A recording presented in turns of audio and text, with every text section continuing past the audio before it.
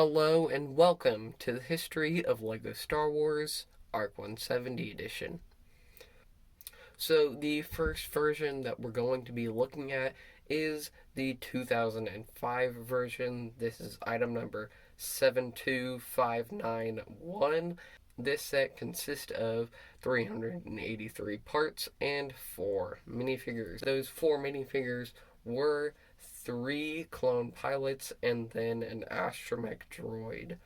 And it came with the very iconic Revenge of the Sith box art with that Darth Vader and the fiery stuff in the background. As for the design, I think the only negative that is really here is the nose having the giant gap in the front. I don't think that looks very good. Also, I imagine that with this model in hand, it would be very flimsy because on the wings, there's really only one layer of studs. But for 2005, I think this set is pretty good. This set also included a bombing feature, and what you had to do was pull back a part on the bottom of the ship and it would drop some bombs. This feature would also be used to open up the wings.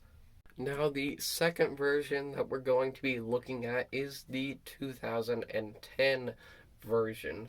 This version, as I said, was released in 2010. It had an item number of 80881, and it consisted of 381 parts and 4 minifigures. The minifigure lineup here was a little bit different, having Kit Fisto, 2 Clone Trooper minifigures. One of them this time was named as Captain Jag, the other one just being a normal pilot, and then the astromech droid R4P44. It had a little bit of green on that one.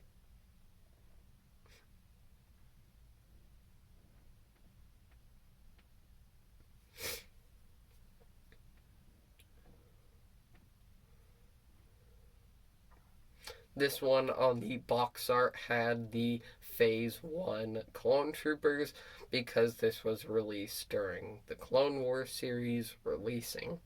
This one with design changes, I think it had a pretty good improvement on the nose, getting rid of that gap, having some really nice stickers on there, having a little bit of improved sturdiness on this model, but still keeping all of the nice details.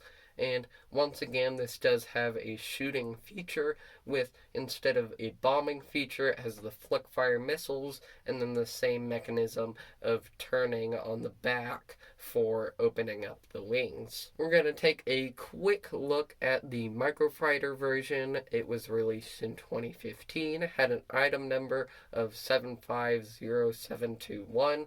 It consisted of just 91 parts and 1 minifigure.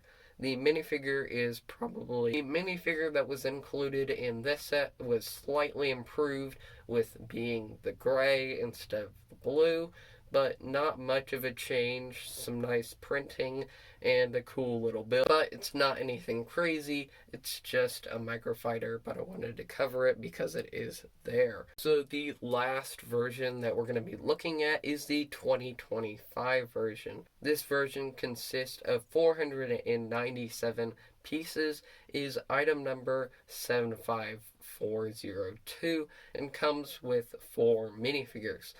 Those 4 minifigures being Clone Pilot Oddball, Clone Pilot Jag, a regular Clone Pilot, and then the regular R4P44, just the same as the last one. It does have a little bit better printing on the front, but there's not an insane amount of improvement for about, 15 years.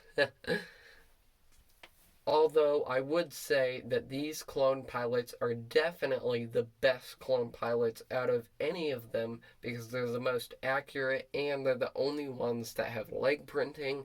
I think the visors on these ones look way better. They've got more detailed printing on the helmets. I think the design on this one is definitely the worst design, but the sturdiest design.